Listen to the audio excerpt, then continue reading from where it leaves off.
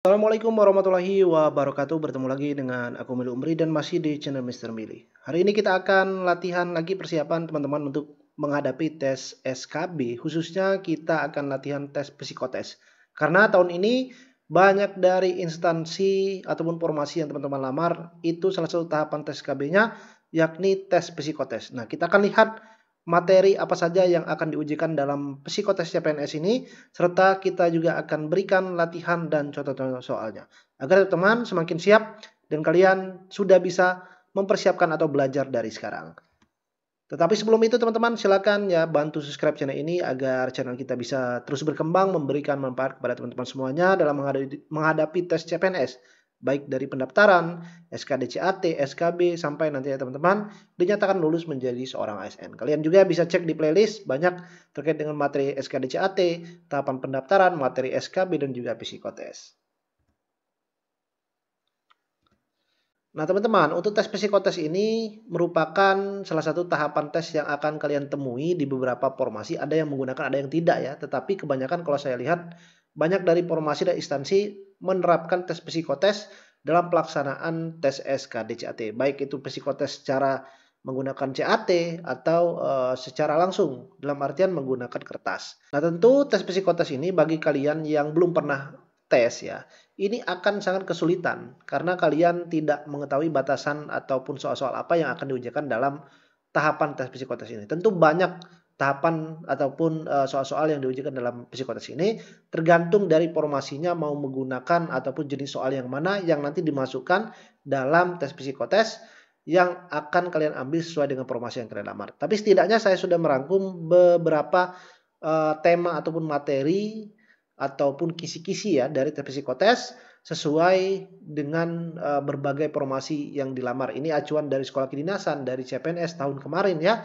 Karena tahun ini juga ada beberapa CPNS yang menggunakan tes psikotes yang baru perdana seperti contohnya Kemenkumham, Penjagaan dan Pemeriksaan Keimigrasian. Baik, untuk subtes soal psikotes CPNS ini setidaknya ada 3 tema yang nanti akan kalian temui dalam pelaksanaan tes psikotes ini atau soal-soalnya. Yang pertama adalah tema tes kecerdasan. Nah, dalam tes kecerdasan ini nanti kisi-kisi soalnya itu kurang lebih sama dengan soal TIU ya, soal TIU pada CPNS, pada SKD.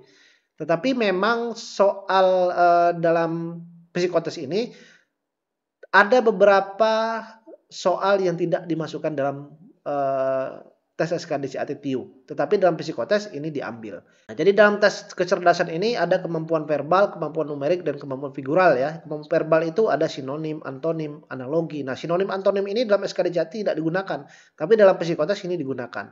Kemudian silogisme, penalaran ya, kemudian pengelompokan kata. Pengelompokan kata ini juga dalam TIU ya, SKDCAT ini tidak digunakan, tapi di psikotes ini digunakan. Kemudian yang kedua kemampuan numerik, ini biasanya terkait dengan hitung-hitungan, ada deret angka, operasi pecahan, perbandingan, aritmatika sosial ya, kemudian soal untung rugi ataupun soal-soal matematika dasar. Nah ini biasanya soal-soal matematika itu diujikan juga dalam tes psikotes. Kemudian kemampuan figural. Kemampuan figural ini sama seperti tes KDCAT, kurang lebih ya sistemnya kita memilih atau melihat perbedaan dari gambar. Seperti contohnya seri gambar, analogi gambar, ketidaksamaan, jaring-jaring, bangun ruang. Nah, ini berkaitan dengan pola gambar. Nah, kemudian yang kedua adalah tes kecermatan atau ketelitian. Dalam tes ini kalian nanti akan menemukan soal-soal seperti menentukan huruf atau angka yang hilang. Kemudian tes koran Pauli, kemudian tes papikostik, atau memilih satu dari 2 pernyataan. Nah ini nanti di latihan sudah saya buatkan ya, agar teman-teman bisa lebih paham dan kalian tahu bentuk tes atau contoh soalnya. Ketiga adalah tes kepribadian. Nah dalam tema kepribadian ini soal-soalnya nanti berkaitan dengan soal kuesioner biasanya. Ada tes kuesioner dengan 2 pilihan jawaban seperti setuju atau tidak setuju, atau jawabannya iya atau tidak. Tetapi ada juga yang kuesionernya menggunakan 5 pilihan jawaban seperti sangat setuju, setuju, ragu-ragu, tidak setuju, dan sangat tidak setuju. Dan terakhir ada tes wartek. Tes wartek ini adalah tes menyempurnakan gambar. Nah untuk tes wartek ini biasanya itu tes SKDCAT secara manual ya. Karena nanti akan disediakan satu gambar, satu beberapa kotak ya, ada satu, dua, atau beberapa kotak yang disediakan dan biasanya hanya ada bentuk pola seperti ini ya misalnya, atau pola yang lainnya ada seperti ini. Nah, kalian akan diminta untuk menyempurnakan gambar. Nah, ini biasanya dilaksanakan secara manual kalau tes Wartek ini. Jarang sekali saya menemukan soal-soalnya itu terkait dengan tes SKD CAT ya, ataupun tes psikotes menggunakan sistem CAT. Nah, kalau tes koran itu kan adalah tes penjumlahan angka ya, penjumlahan angka yang nantinya kalian akan menulis angka depannya atau satuannya. Nah, nanti itu bisa dilakukan secara manual atau secara CAT. Nah, kita lihat contoh soalnya dari beberapa tema ataupun kisi-kisi soal psikotes ini.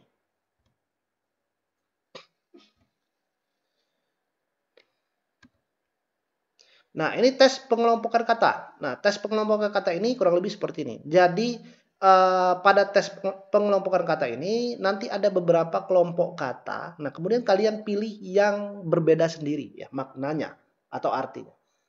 Contoh seperti soal nomor 1 ini. Yang mana yang beda ini? Geologi, antropologi, biologi, refleksi, dan psikologi. Nah, yang beda yang mana? Yang beda adalah yang D. Kenapa yang D? Karena yang lainnya ini merupakan bidang keilmuan. Geologi bidang keilmuan, antropologi juga, psikologi juga, biologi juga. Ya, yang berbeda adalah refleksi. Ini bukan bidang keilmuan. Nah, kemudian soal yang nomor 2. Nah, soal nomor 2 ini apa? Yang bedanya. Kita harus paham. Jadi psikotes ini kita harus berpacu dengan waktu ya. Jadi kalau kita mikirnya kelamaan, maka soal-soal yang lainnya juga akan tidak bisa kita jawab dan tentunya nilai psikotes kita akan kecil. Nah, jadi kita harus cepat, teliti, berpikir secara spontan apa yang ada dalam pikiran kita. Nah, soal nomor 2 ini kita baca sekali saja dan langsung kita ambil poinnya.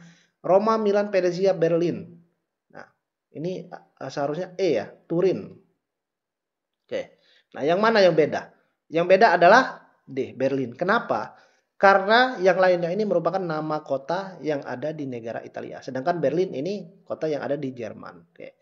3, mobil, motor, kereta, kapal, sepeda. Nah, ini merupakan kendaraan semua. Tapi ada yang beda. Yang bedanya yang mana? Kapal.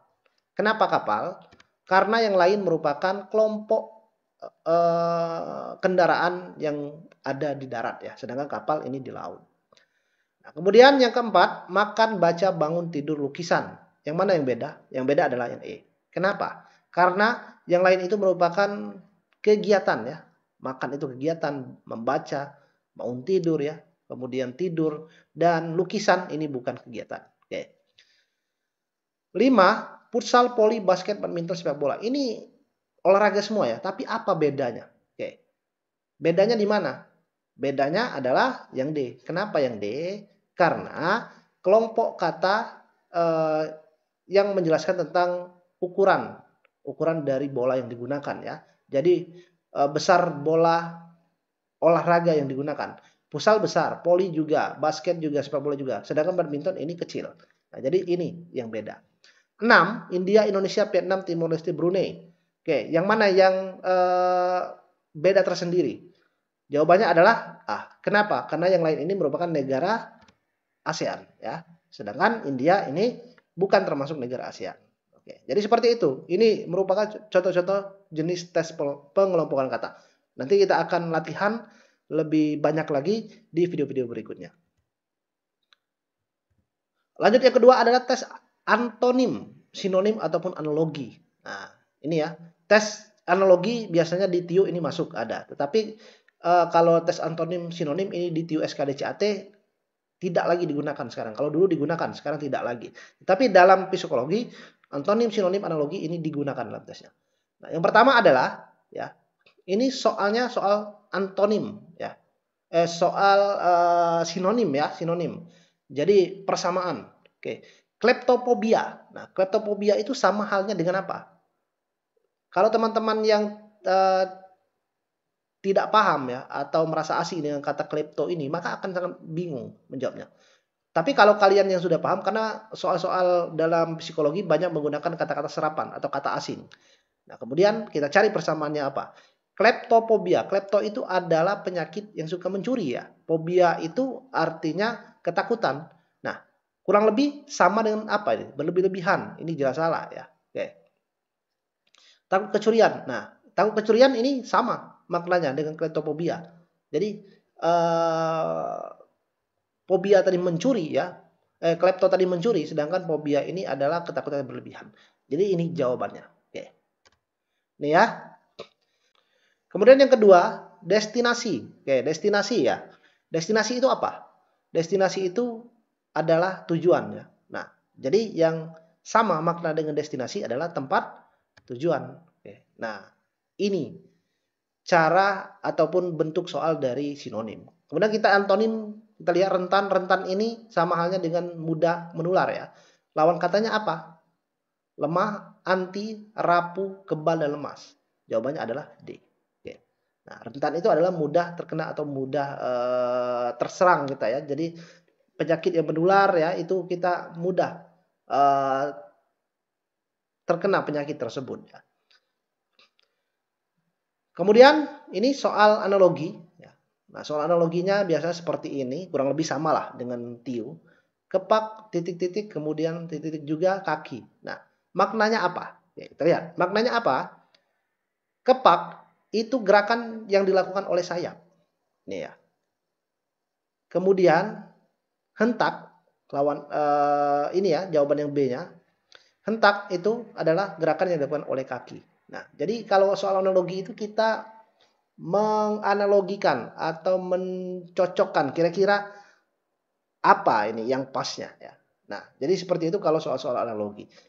Tapi soal-soal seperti ini kalau teman-teman banyak berlatih ya saya rasa kalian akan paham ya. Karena memang soal-soal psikologi seperti soal antonim, sinonim, analogi ini harus banyak-banyak berlatih. Karena tidak bisa kita sistemnya tidak penalaran di sini ya atau sistem tidak hafalan, tetapi ini sistemnya adalah sering berlatih dan kita tentunya dengan berlatih itu akan membuat insting kita itu akan semakin tajam. Kemudian selanjutnya adalah contoh soal dari mencari angka atau huruf yang hilang. Nah, ini soal psikologi mencari angka dan huruf yang hilang. Nanti kalian diberikan satu bentuk tabel biasanya ya, satu bentuk tabel seperti ini yang sudah berisi angka, simbol, huruf. Nah, nanti soalnya itu kalian akan diminta untuk mencari apa angka atau huruf yang hilang atau simbol yang hilang itu apa. Nah, soal-soal seperti ini mengetes kecermatan kalian, mengetes kecepatan dan cara berpikir teman-teman. Misalnya seperti ini. 2 itu sama halnya dengan A. 8 sama hal dengan B. 6 C. Ini adalah sama ya. Jadi cara baca seperti itu. 5 sama maknanya dengan D, 7 sama dengan E. Nah, nanti soalnya misalnya nomor 1. 2857. Oke, kita lihat ya 2857. Berarti yang tidak disebutkan yang mana? Yang 6 berarti ya. Nah, artinya yang tidak disebutkan 6 itu sama halnya dengan C. Nah, ini. Jadi jawabannya adalah yang C. 5765. Oke, 68. 5768. Yang tidak disebutkan adalah 2. 2 sama halnya dengan A. Jadi jawabannya adalah A. Soal ketiga, 5267. 5267. Yang tidak disebutkan adalah 8. 8 sama halnya dengan B. Nah, ini yang dimaksud dengan mencari angka ataupun huruf yang hilang. Kemudian soal selanjutnya seperti ini juga bisa. 9 sama halnya dengan A, 0B, 3C, 5D, 8E. Nah, A, D, E, B. Nah, ini mencari angka. Ya. Kalau tadi mencari huruf. Ini mencari angka. A, D, E, B. Berarti yang tidak disebutkan adalah C. C sama halnya dengan angka 3. Nah, berarti jawabannya adalah 3. Nah, ada juga yang seperti ini. Huruf semua. Ya. X itu sama A, Y sama halnya dengan B, Z, C, W, D, O, E. Ya. Nah, jadi kita lihat yang tidak disebutkan kita cari. CBAE, CBAE berarti D. D sama halnya dengan W. Oke. Gampang ya. Ini nih sebenarnya butuh konsentrasi, butuh kefokusan. Karena terkadang teman-teman ini dengan waktu yang terus berjalan maka panik. Hal panik tersebutlah yang membuat kalian akan lama menjawabnya dan akhirnya habis waktu. Kalian tidak bisa menjawab soal-soal yang lainnya. Atau yang ketiga, ini CBDA ya. CBDA. Berarti yang tidak disebutkan adalah E ya. Nah, E sama halnya dengan 8. Oke. Jadi seperti ini contoh soal mencari angka dan huruf yang hilang. Nah, jadi yang dinilai pada soal ini adalah kecepatan, ketelitian, dan ketahanan mental. Terkadang soal-soalnya itu banyak sekali ya, soal-soal seperti ini. Jadi tahan nggak kita menjawabnya dengan cepat. Apalagi kalau soalnya itu soalnya secara manual. Secara manual itu ya pasti akan lebih banyak lagi soal-soalnya. Dan kita harus cepat, teliti, dan kita harus fokus pastinya. Oke teman-teman, untuk kalian yang mungkin berminat ingin ikut bimbel SKB, CAT atau psikotes, kalian bisa klik link yang ada di deskripsi video ini. Dan juga nantikan untuk kelas psikotes atau SKB khusus Kemenkumham nanti akan saya buka dan kalian bisa cek story ataupun postingan Instagram saya. Jadi silakan teman-teman ikuti agar kalian tidak ketinggalan kelasnya.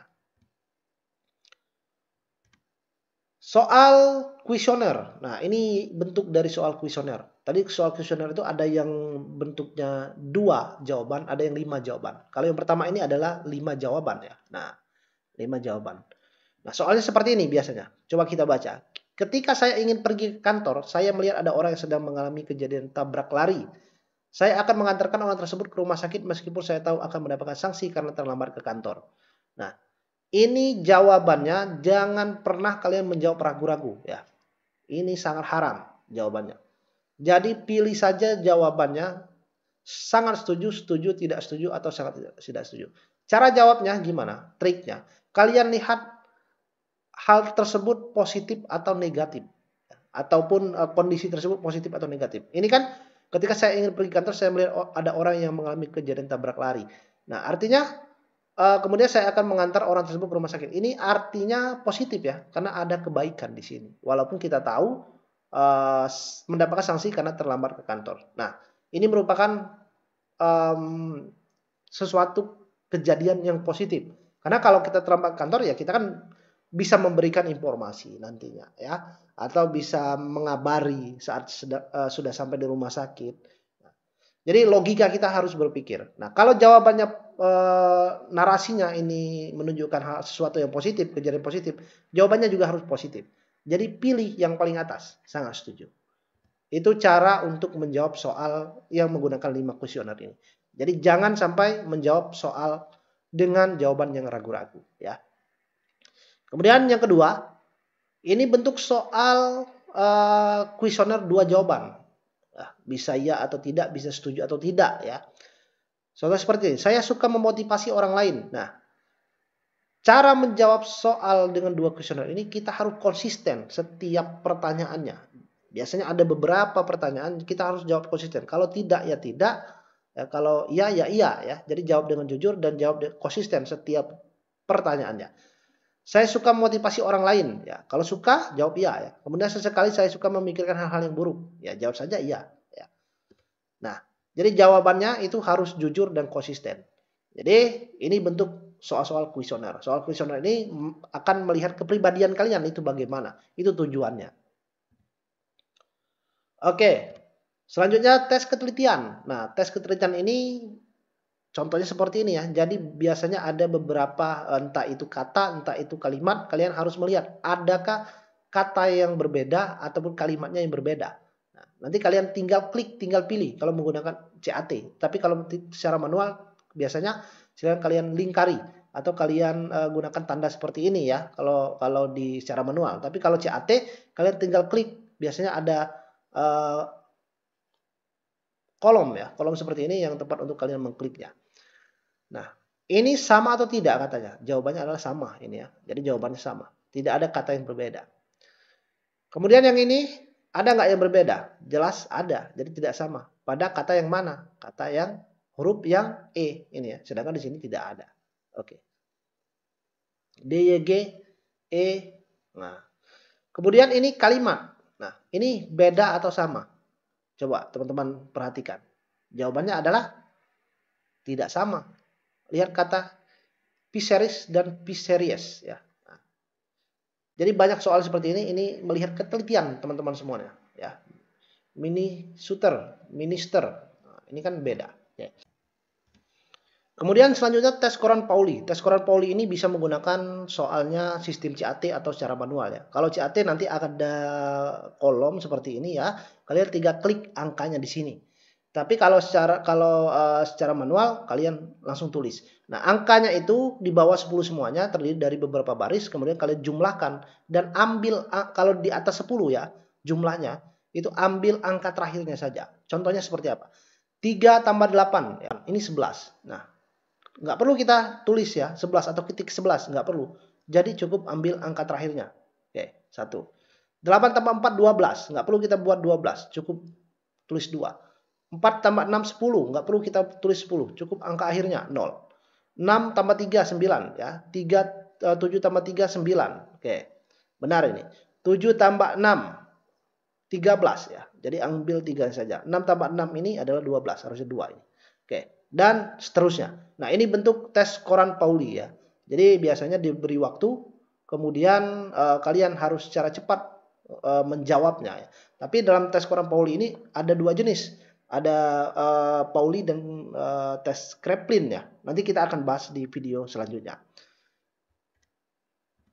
Kemudian tes figural. Nah, ini bentuk dari tes figural. Kurang lebih sama dengan tes TIU. Tes figural ini kalian akan memilih jawaban yang pola gambarnya itu berbeda. Kalau yang ini yang mana? Yang berbeda. Fokusnya di sini. Tanda bulat berwarna hitam ini selalu berada di sudut ya, di sudut kotak. Nah, jadi pilih yang berada di sudut yang berbeda, entah itu di sudut kotak atau yang berbeda ya. Ini sudut kotak ya, ini juga sudut kotak ya. Jadi sudut itu bukan berarti di sini saja ya, tapi di tepiannya juga termasuk ini. Ini juga. Nah, yang berbeda adalah ini. Oke, ini di tengah, sedangkan ini di sudut. Oke. Ini yang berbeda. Jadi jawabannya adalah yang E. Nah, seperti itu pola-pola soal dari figural ini kurang lebih sama dengan soal pada tes TIU. Kemudian ini tes papikostik. Jadi memilih 2 di antara pilihan. Nah, ini jawabannya ataupun kalimatnya ini semuanya positif. Tetapi kita harus memilih yang mana yang menjadi kepribadian kita, yang mana yang memang cocok dengan diri kita. Nah, jadi jawabannya ataupun pilihannya ini semuanya positif, tapi kita cari yang mana jawabannya yang paling terbaik. Nah, cara menjawab tes papikostik ini sebenarnya lihat jawaban yang mewakili terkait dengan pekerjaan kita nantinya. Contoh seperti ini. Saya suka mendukung pendapat atasan saya, kemudian saya suka menyampaikan usulan terhadap pendapat atasan saya. Kalau teman-teman memilih yang mana ini? Kalau saya pilih yang ini. Kenapa saya pilih yang ini? Karena kita itu dalam mensukseskan tujuan visi organisasi itu ya harus ada kebersamaan.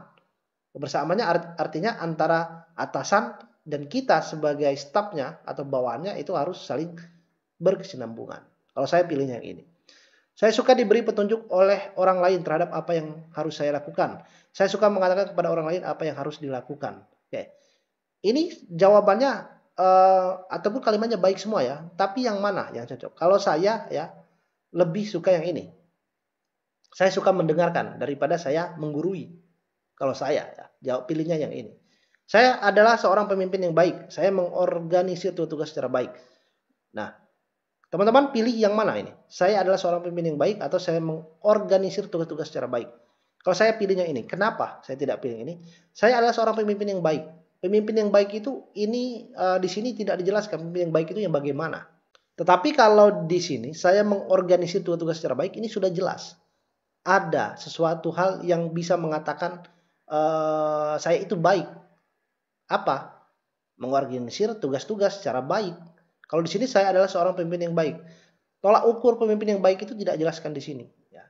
Jadi saya lebih pilih yang bagian ini. Nah, ini bentuk dari tes papikostik. Jadi memilih 2 pernyataan atau 2 kalimat ya, yang tentunya yang mana yang menurut kita yang paling baik di antara 2 kalimat tersebut.